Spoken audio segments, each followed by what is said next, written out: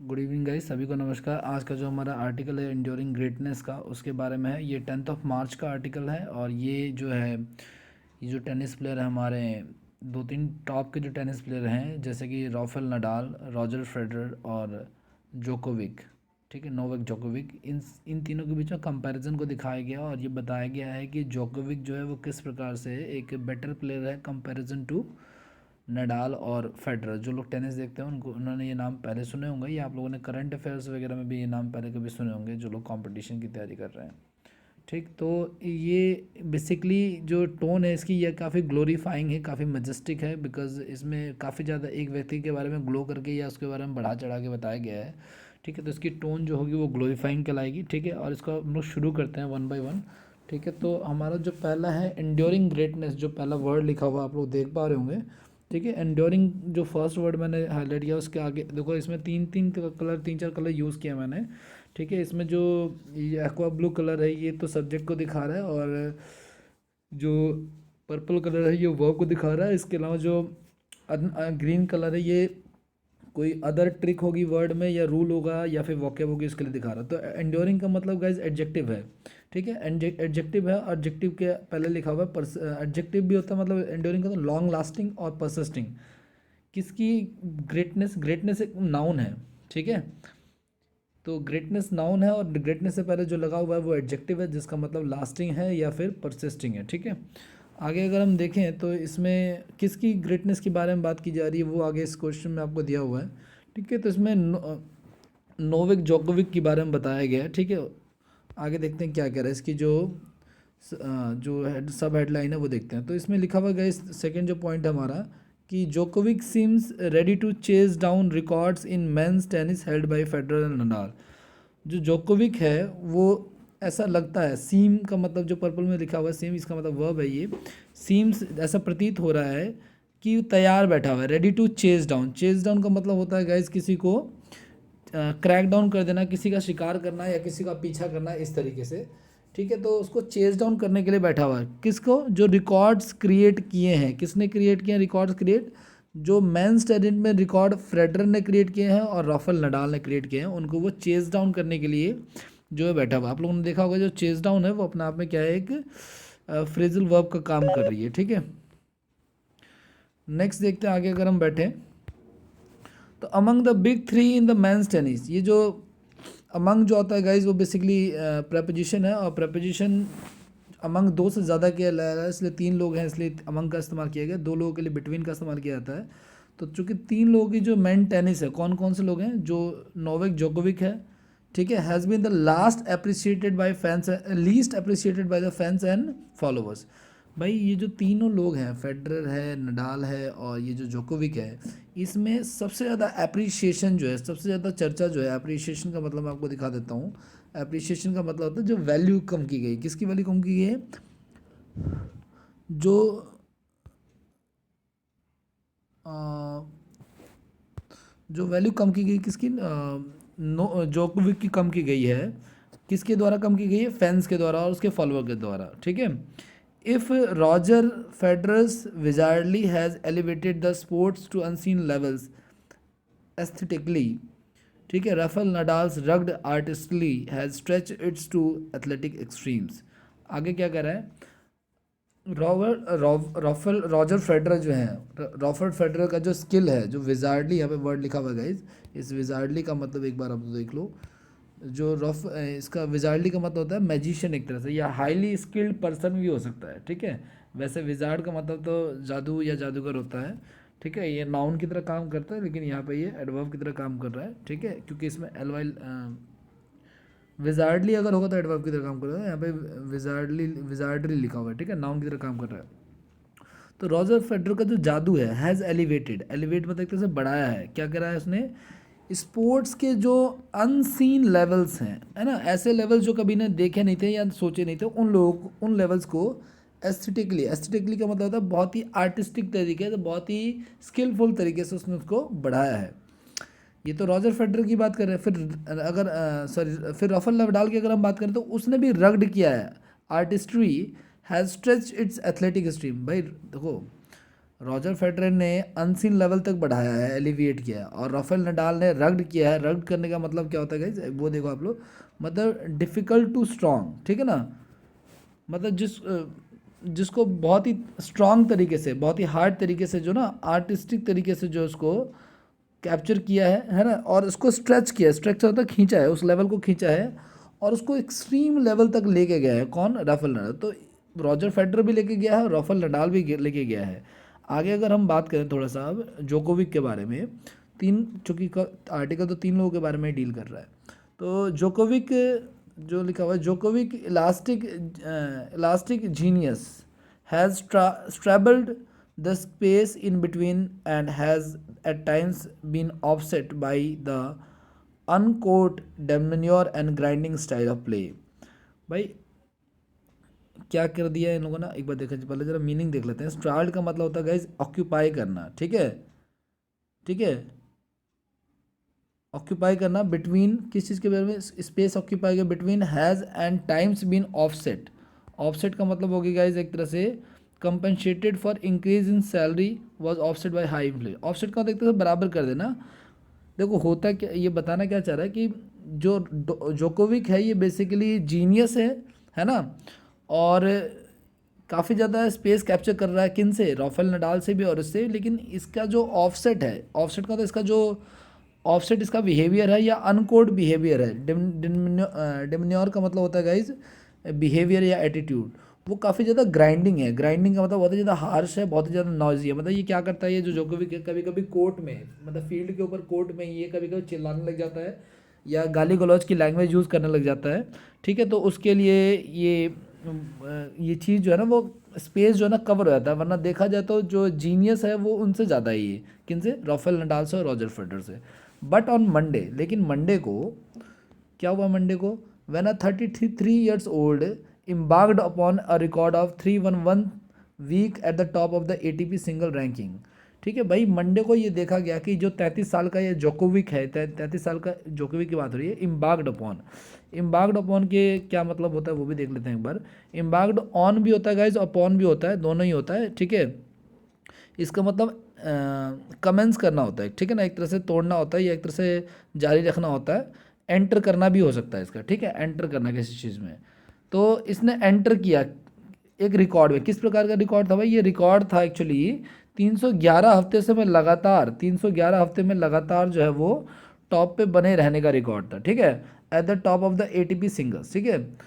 तो अब हो क्या रहा है वो दिखा रहा हूँ मैं आपको। एक्चुअली आगे दिखाया जाएगा कि ये जो राफेल नडाल और ये जो रॉजर फेडरर हैं, ये सिर्फ 4 सालों के लिए ही टॉप पे रहे, यानी कुल मिला के 132 हफ्ते। अगर आप लोग देखोगे ना तो यहाँ पे लिखा हुआ है, देखो मैं आपको दिखा देता हूँ यहाँ पे, फिर आगे हम लोग डिस्कस भी करेंगे। 132 हफ्ते ही रहे हैं, जिसमें नडाल जो 107 हफ्ते तक टॉप पे रहा और फ्रेजर जो है वो 25 हफ्ते तक टॉप पे रहा। लेकिन किसी ने जोकोविक के बिहेवियर को अननोटिस करते हुए ये एक चीज़ नोटिस नहीं की कि वो 311 हफ्तों तक टॉप पे जो है वो बना रहा, ठीक है। तो ये आगे क्या कह रहे हैं, Djokovic served yet another reminder of his enduring greatness. इसके साथ ही जोकोविक ने ये बताया, एक रिमाइंडर डाला, क्या बताया कि वो कितना महान है, ठीक है, मतलब कितनी उसकी महानता है कि वो 311 हफ्तों से उसका एफर्ट जो कितना था, वो उसका एफर्ट कितना महान है एक्चुअली, कि वो 311 हफ्तों से जो है वो उस पोस्ट पे बना हुआ है। The run is not as much about his longevity, this run is not as much about his longevity as it is about the utter domination of the decade gone by. Actually हो क्या रहा है, ये जो run है, ये जो score से आप तो देख रहे हो, ठीक है ना, वो उसकी लॉन्गेविटी को लेकर के नहीं है। लॉन्गेविटी का मतलब क्या होता है, एंड्योरेंस होता है या ड्यूरेबिलिटी, और चलना होता है, तो टिकना होता है, ठीक है ना।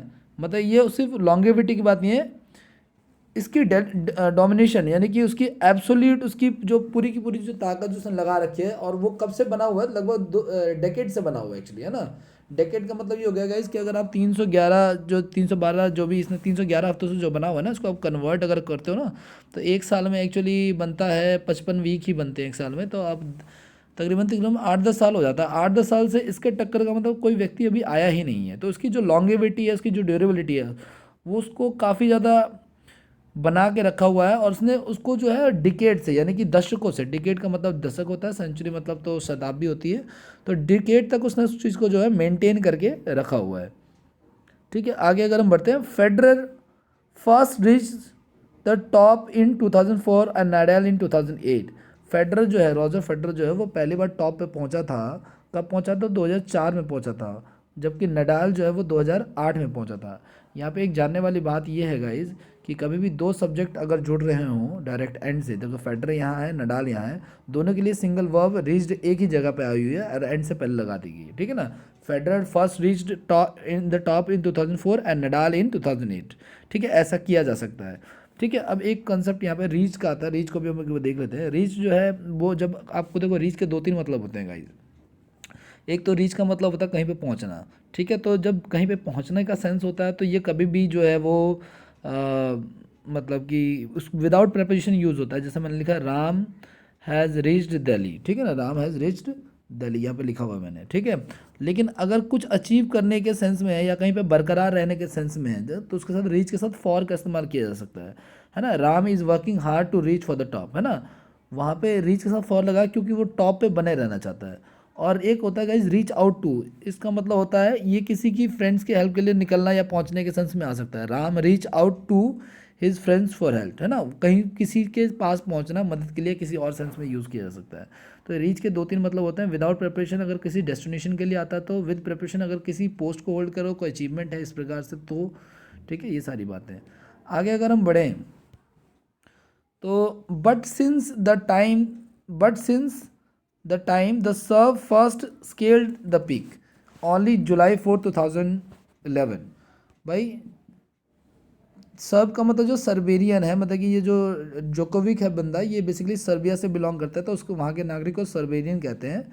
इसने स्केल किया है, स्केल किया मतलब पहली बार इसको मापा, क्या मापा? इसकी पीक को, क्या चीज़ की पीक को भाई?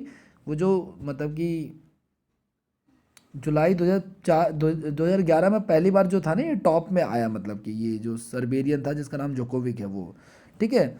The celebrated duo has occupied pole position for just 132 weeks, Nadal 107 and Federer 105। ये भी देख लेते हैं वो क्या कहना चाह रहा है। भाई ये जो लिखा हुआ ना सेलिब्रेटेड, किसका? डियो, डियो किसका भाई? भाई जो राफेल और नडाल का जो दो लोगों की जो जोड़ी होती है ना उसको डियो कहते हैं हम लोग। तो उनको ऑक्यूपाई करने वो पोजीशन को देखा गया कि इन दोनों ने जो ऑक्यूपाई किया वो बस 120 हफ्तों, 132 हफ्तों का, जो भी मैंने अभी 2 मिनट पहले आपको एक्सप्लेन किया वो था।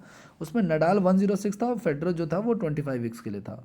All but one of the Djokovic 18 grand slam titles have gone in the 10 year span starting with 2011 Australia open या ऑस्ट्रेलियन ओपन। पहली बात तो ऑल इसकी वर्ब है, सब्जेक्ट है, और ऑल के बाद जो वर्ब आएगी वो प्लरल आएगी, तो ऑल जो है सब्जेक्ट है और हैव कम इसकी वर्ब है, ठीक है। यहाँ पे व्यक्ति की बात हो रही है और ग्रैंड स्लैम्स की बात हो रही है, जो ट्रॉफियाँ होती हैं उनको ग्रैंड स्लैम कहते हैं टेनिस में। एक कंसेप्ट गाइस बट का है, मैंने आपको रिलेटिव प्रोनाउन में वैसे क्लास में भी पढ़ा रखा है और यहाँ भी मैं आपको बताऊँगा। बट जो है गाइस वो प्रपोजिशन के लिए भी यूज़ होता है, ठीक है ना, रिलेटिव प्रोनाउन का भी काम करता है और कंजंक्शन की तरह भी यूज़ होता है। मैंने इसके दो तीन एग्जांपल दिए हुए हैं, जैसे कि बट जो है वो यूज़ एज ए प्रेपरेशन भी होता है। अगर प्रेपरेशन की तरह यूज़ होगा तो इसका मतलब एक्सेप्ट हो जाएगा, राइट। बट का होता है एक्सेप्ट, एक्सेप्ट हो जाएगा। Everybody attended the party but Ram, है ना। भाई देखो ये सब्जेक्ट है, ये अटेंडेड इसकी वर्ब है और ये इसका ऑब्जेक्ट है, ठीक है। उसके बाद जो जोड़ा गया है वो इसके क्या है, वो उसका ऑब्जेक्ट है। तो यहाँ पे ये प्रेपरेशन की तरह काम कर रहा है। बस एक बात आपको जाननी है कि इस राम की जगह पर अगर मान लो ही होता, बट ही, तो मतलब सबने पार्टी अटेम्प्ट की सिवाय उसके। तो चूंकि बट एक प्रेपरेशन है और प्रेपरेशन के बाद हमेशा प्रोनाउन की सब्जेक्टिव केस का ऑब्जेक्ट नहीं किया था, यूज़ नहीं किया था, हमेशा ऑब्जेक्टिव केस का यूज़ किया जाता है। तो यहाँ पे बट हिम का प्रयोग किया जाएगा, बट ही का प्रयोग नहीं किया जाएगा, क्योंकि प्रेपोजिशन के बाद कभी भी ऑब्जेक्ट लेता है प्रेपरेशन, तो उसका ऑब्जेक्टिव केस का यूज़ किया था। जिन बच्चों ने क्लास में पढ़ा है या कहीं भी पढ़ा है प्रोनाउन का टॉपिक, तो आप उसमें उसको देख सकते हो, ठीक है। आगे बढ़ते हैं थोड़ा सा। बट का कॉन्सेप्ट बस इतना ही है, ठीक है। बट प्रेपरेशन की तरह भी काउंट होता है उसकी तरह। अब जैसे इसका देखो आप लोग, इसका एक और एग्जांपल मैं आपको दिखाता हूँ।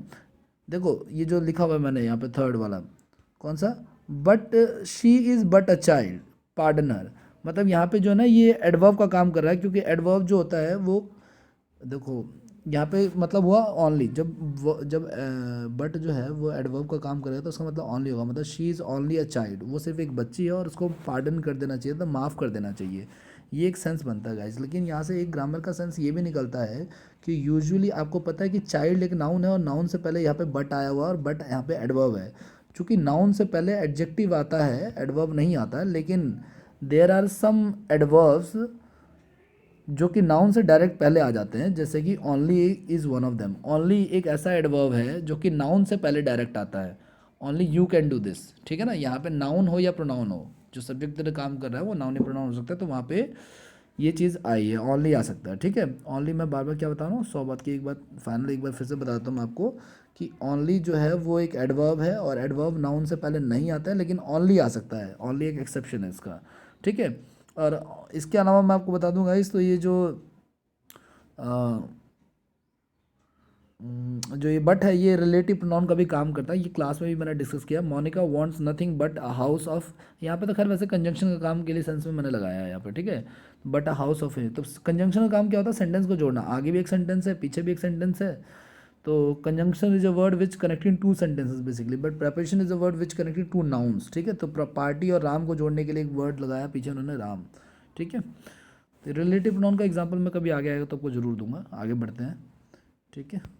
तो बट का कंसेप्ट यही था कि भाई हो क्या रहा है, all have come in 10 years, कौन सा है भाई, ये जितने भी ग्रैंड स्लैम है वो सारे के सारे आ गए हैं 10 साल में, ठीक है ना। 18 ग्रैंड स्लैम जो जोकोविक ने जीते थे, ठीक है, जो कि 2011 ऑस्ट्रेलिया ओपन से शुरू हुआ था, ये कहानी जो शुरू हुई थी, ठीक है। तो ये चीज़ है, Federer accumulated for during the same period and Nadal 11, इसी सेम, एक्यूमुलेट का मतलब एक तरह से प्राप्त करना, आप इसको एग्जैक्ट हिंदी आप इसकी ढूंढने की कोशिश करना डिक्शनरी में या कहीं पे। एक्यूमुलेट का मतलब वैसे अचीव करना हो सकता है। फेडरर ने, रॉजर फेडरर ने एक्यूमुलेट किया 4 सेम पीरियड में, तो इसी समय इतने ही टाइम पीरियड में रॉजर फेडरर ने 4 एक्यूमुलेट किए थे ग्रैंड स्लैम और नडाल ने 11 किए थे, लेकिन इसने, इस बंदे ने 18 जो है वो अचीव किए हैं। बस इसकी अप्रिशिएशन नहीं हो रही है, इसके जस्ट बिहेवियर की वजह से। आपने एक जो वर्ड पढ़े थे ना ऊपर, तो इसका जो एक तरह से कह लो आप कि इसका बहुत ही डोमिनेंस वाला बिहेवियर है ना, या ग्राइंडिंग बिहेवियर है। ग्राइंडिंग का मतलब मैंने क्या बताया था आपको, ग्राइंडिंग का मतलब होता है गाइस कि जैसे कि बहुत ही ज़्यादा जो नॉइजी हो, या स्टीरिडेंट एक वर्ड बताया था, या हार्श एक वर्ड बताया था, ठीक है। तो चूँकि इसकी जो जोकोविक की जो टोन है या जोकोविक का जो बिहेवियर बहुत ही ज़्यादा स्ट्रीडेंट है, ठीक है, उसकी वजह से ये काम नहीं कर पा रहा है। एक वर्ड हमने और भी पढ़ा था जिसको डिमेन्योर कहते हैं, ठीक है, तो इसका मतलब बिहेवियर था, ठीक है। आगे बढ़ते हैं थोड़ा सा, तो ये चीज़ है, इन्होंने 11 प्राप्त किया, उसने वो प्राप्त किया। अब आगे बात करते हैं, remarkably Djokovic has overcome Federer or Nadal in 13 of the 18 slams he has won, and it will come to as no surprise if Djokovic emerges with the most and the major the most and majors going past Federer and Nadal's all time record tally of 20, ठीक है। इसमें कई सारी बातें एक करके मैं बताता हूँ। पहले तो रिमार्केबली का मतलब आप लोग देखो, रिमार्केबली का होता है सरप्राइजिंगली होता है, ये एक एडवर्ब है और इसका मतलब बहुत ही ये सरप्राइज है कि जोकोविक ने जो है वो ओवरकम कर लिया है, मतलब एक तरह से प्राप्त कर लिया है क्या भाई।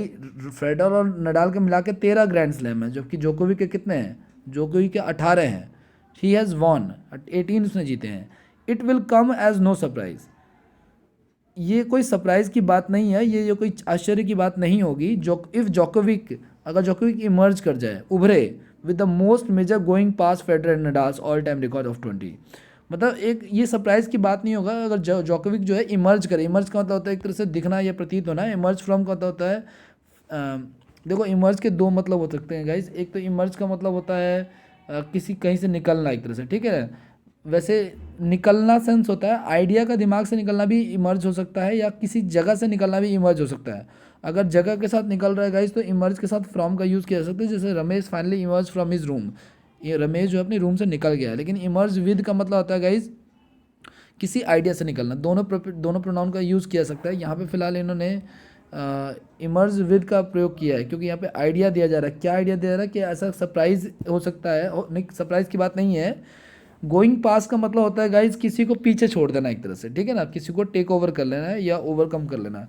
किसको ओवरकम कर लेगा भाई? ये सरप्राइज की बात नहीं है कि जोकोविक जो है वो फेडरर और नडाल के जो रिकॉर्ड्स है ना उनको टैली कर जाएगा या उनको ओवरकम कर लेगा, उनको पीछे छोड़ देगा। गोइंग पास का मतलब पीछे छोड़ देना होता है।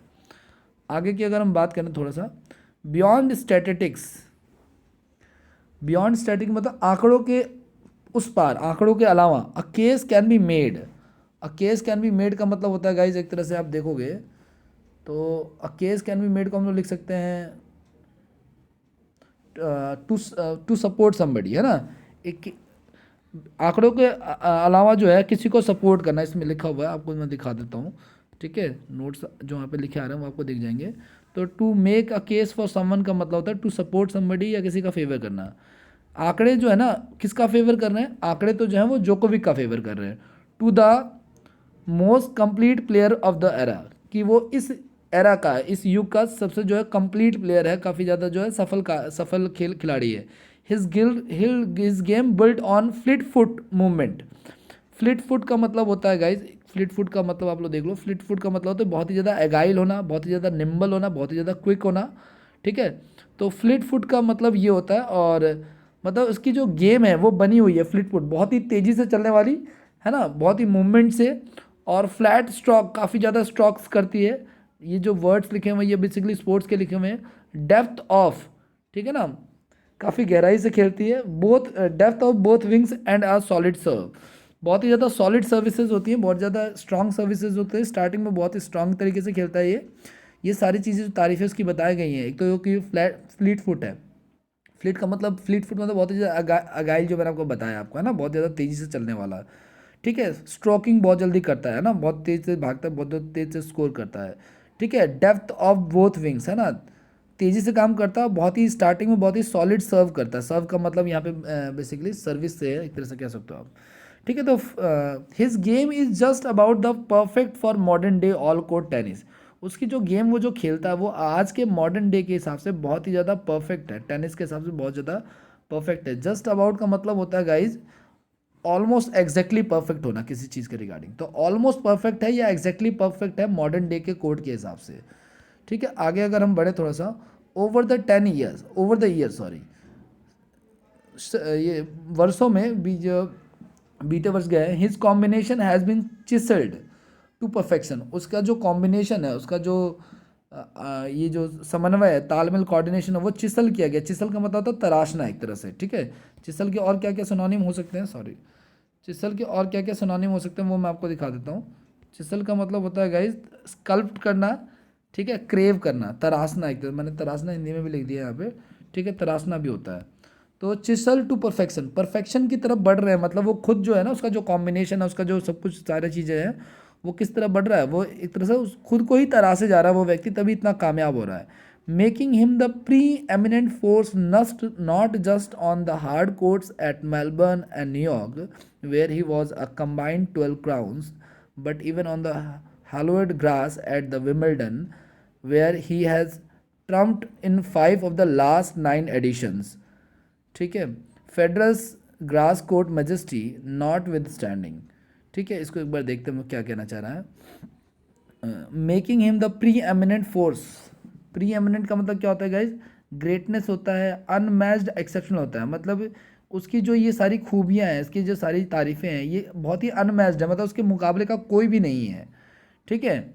जो उसको उसको चेज कर सके या उसको किसी कोर्ट में जो है वो फंसा सके या उसको टैकल कर सके। ही हैज़ कंबाइंड 12 क्राउन्स, उसने जो है ना लगभग 12 से ज़्यादा जो है अन्य मतलब कि अन्य टॉपिक्स कह सकते हो, या आप अन्य चीज़ें जो उसने जीती हुई है, क्राउन का मतलब यहाँ पे जीतना हो गया, तो उसे अवॉर्डेड हो गया। But even the hallowed grass as Wimbledon, उसने विमिल्डन में जीता है। वेयर ही हैज़ ट्रम्फेट, ट्रम्फेट का मतलब जीत होता है गाइज, विन होता है, वो जीता है 5 of the last 9 edition, but last जो 9 एडिशन हुआ उसमें से 5 जो वो अकेले वहाँ पे जीता हुआ है। Federer's grass court majesty notwithstanding, ठीक है। मेजेस्टी का मतलब वही मैंने आपको बताया था, ग्रेटनेस होता है, जो स्टार्टिंग में आर्टिकल के आया था वहाँ पे। और नॉट विद स्टैंडिंग गाइज इसका मतलब इंस्पाइट होता है। भाई होता क्या है, मतलब कि जो फेडरर है, रॉजर फेडरर की जो अचीवमेंट है, जो महानता है, जो ग्रेटनेस है, उसके बावजूद भी ये सारी चीज़ें जो उससे घबराने के अलावा भी, या उससे घबराए बिना ही एक तरह से कह सकता हूँ, ये सारी चीज़ें जो उस बंदे ने अचीव करी हैं, नॉट विद स्टैंडिंग, एक तरह से इन स्पाइट ऑफ या डिस्पाइट के थ्रू काम करता है। मतलब इसका मतलब होता है के बावजूद, किसके बावजूद, महानता के, किसके महानता के, रॉजर फेडरर के। Djokovic may not have replied the same level of success against Nadal on clay as the 2020, ठीक है, रेप्लिकेटेड। भाई जोकोविक ने शायद अभी तक रेप्लिकेट नहीं किया, कॉपी नहीं किया है, ठीक है, उस सक्सेस को, किसके सक्सेस को, नाडल के, राफेल नडाल के सक्सेस को अभी तक रेप्लिकेट नहीं किया। रेप्लिका का मतलब क्या होता है? रेप्लिका का मतलब होता है कॉपी करना, है ना। इसको हमने जेरोक्स से भी पढ़ा था, ठीक है। इसको हमने कॉपी करना भी पढ़ सकते हैं, इसको हम लोग फैक्स भी कह सकते हैं या फैसी स्माइल भी कह सकते हैं, ठीक है। बहुत सारे वर्ड है। रेप्लिका का मतलब डुप्लीकेट करना होता है। At the 2020 Roland Garros defeat showed but he has been the Spaniard greatest challenger, ठीक है ना। जो राफेल नडाल है, ठीक है ना, उसका जो रोनाल्डो ग्रॉसस डिफीट है जो है ना, वो दिखाता है, क्या दिखाता है भाई, स्पेनियार्ड का, वो स्पेन का बेसिकली, इसलिए स्पेनियार्ड का आ गया है यहाँ पे। But he has been the Spaniard greatest challenger. लेकिन अभी भी क्या है एक्चुअली, ये जो जोकोविक है, इसके बारे में ऊपर क्या बताया गया, एक बार फिर से मैं आपको बताता हूँ कि भाई रॉजर फेडरर से तो वो नहीं घबराता है, नॉट विद रॉजर फेडरर की जो मेजेस्टी है उससे वो नहीं घबराता है, लेकिन अभी तक उसने जो है ना, वहाँ तक वो नहीं पहुँच पाया है जहाँ तक नडाल पहुँचा हुआ है, ठीक है। उसको भी वो कॉपी कर रहा है अदर चीज़ों में, ठीक है। एट टेक्निकल लेवल, अगर तकनीकी तौर पे बात की जाए, when Djokovic has been at the top of his games, ठीक है, अगर तकनीकी तौर पे बात की जाए, आंकड़ों की बात की जाए, तो वो जोकोविक जो है वो अपने गेम के टॉप पे बना हुआ है। I have been up against an invincible player, ठीक है ना भाई। टेक्निकल लेवल से बात करें तो जोकोविक जो है वो अपने गेम में टॉप पे बना हुआ है। और राफेल नडाल क्या कहता है कि मैंने एक बार इस चीज़ को एक्नॉलेज किया कि जो जोकोविक है वो इनविंसिबल प्लेयर है। इनविंसिबल होता है गाइस जिसको हराया ना जा सके, तो इनविंसिबल की मीनिंग देख लो, जिसको अनडिफिटेबल कहते हैं, अनटचेबल भी हो सकता है और इनडिस्ट्रक्टेबल भी कह सकते हैं। वैसे अनटचेबल का इंडिया में मतलब छुआछूत से होता है, लेकिन बाहर अनटचेबल का मतलब होता है जिसने ऐसा कुछ अचीव कर लिया जहाँ तक कोई और नहीं पहुँच सकता। तो खुद नडाल, चूंकि नडाल को वो नहीं अभी तक उतना डिफीट कर पाया, लेकिन नडाल क्या कहना चाह रहा है कि नडाल ने एक बार एक्नॉलेज किया, ये माना है कि जब वो उसके अगेंस्ट होता है, अप अगेंस्ट का मतलब क्या होता है वो भी आप लोग एक बार देख लो। अप अगेंस्ट का मतलब होता है टू बी कम्पिटिटिंग।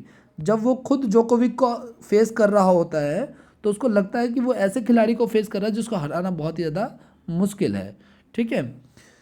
इसका एक जो ऑपोजिट जो फ्रेज बनता है गाइज, वो एचल्स हील्स बनता है, ठीक है। आगे बढ़ते हैं हम लोग। There have been blips, blips का मतलब गाइज गैप होता है between the first two measures. 8 से 11 जोकोविक्स गेम्स स्टैग्नेटेड। भाई इस बंदे ने, जोकोविक ने जो है वो 2008 से 2011 तक जो है वो गेम खेली, उसमें गैप्स आ गए थे, ब्लिप्स आ गए थे। ब्लिप्स का मतलब होता है गैप आना या शॉक आना, ठीक है, नाउन का काम कर रहा है, ठीक है। तो क्या गैप्स आ गए थे भाई कि 2008 से लेकर 2011 के बीच में जो है ना वो स्टैग्नेट हो गया था। स्टैग्नेट का मतलब क्या था, रुक गया था, जो कि मतलब इसके अंदर इंप्रूवमेंट नहीं आई थी। मतलब जो गेम इसने 2008 में खेली वही सेम गेम इसने 2011 के भी ग्रैंड स्लैम में खेली, ये चीज़ है।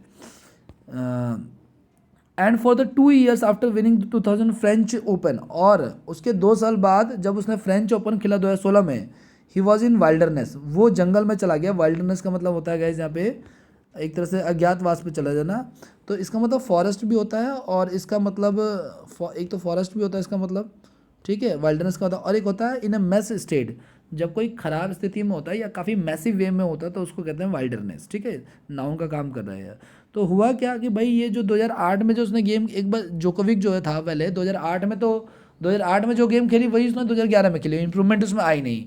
फिर 2016 के फ्रेंच ओपन के बाद वो 2 साल के लिए जो है वो चला गया जंगल में रहने के लिए, बट बोथ टाइम ही रिटर्न टू विंटेज फॉर्म। और दोनों बार जब ये वहाँ से लौट के आया, ठीक है, तो क्या देखा, विंटेज का मतलब होता है बहुत ही क्लासी या बहुत ही लेजेंडरी फॉर्म में लौट के आया वहाँ से, ठीक है ना, रूथलेस एंड अनटचेबल। और ऐसे फॉर्म में लौट के आया, कैसा फॉर्म में, रूथलेस और अनटचेबल, मतलब जिसको कोई टच नहीं कर सकता, जहाँ तक कोई नहीं पहुँच सकता, उसकी स्पीड का कोई मुकाबला नहीं कर सकता। Recently Djokovic had seemed slightly tetchy and nervous against the next gen player Dominic Thiem and Daniel मेडेडेव।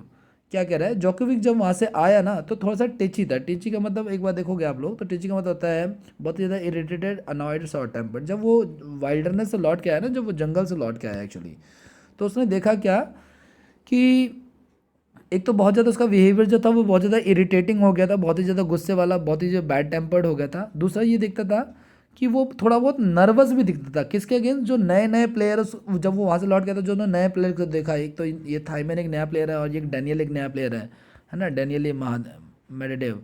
तो इन दोनों के आगे वो थोड़ा सा गुस्से में भी दिखा कोर्ट के ऊपर, यानी कि ट्रैक पे, और दूसरा कि गुस्से में तो दिखा देखा, थोड़ा सा नर्वस भी दिखा। But as the comprehensive victory over the latter in 2021 Australian Open final showed, भाई ये जो उसकी कॉम्प्रिहेंसिव विक्ट्री थी, ये जो उसकी सराहनीय विक्ट्री थी, किसकी, 2021 की जो ऑस्ट्रेलियन ओपन था उसका लिए, उसने फाइनली शो किया, दिखाया। क्या दिखाया कि जोकोविक का जो मास्क है, जोकोविक का जो मुखौटा है, इनविंसिबिलिटी का, मतलब कि इनविंसिबल जिसको हराया ना सके, मतलब कि अजय का, अजय होने का जो मुखौटा है, इज़ फार फ्रॉम के क्रैकिंग, इस वो बहुत दूर है क्रैक करने से, मतलब इसको कोई हरा नहीं सकता है इतनी जल्दी। ये सारी बातें जो है वो, तो इस पूरे आर्टिकल में आप लोगों ने देखा कि किस प्रकार से जोकोविक के जो है वो महानता के बारे में बताया गया है। ठीक है, अब आप लोगों से एक हम्बल रिक्वेस्ट है कि हम लोग कोशिश तो ये कर रहे हैं कि जितना ज़्यादा अगर इसको इम्प्रूव करें।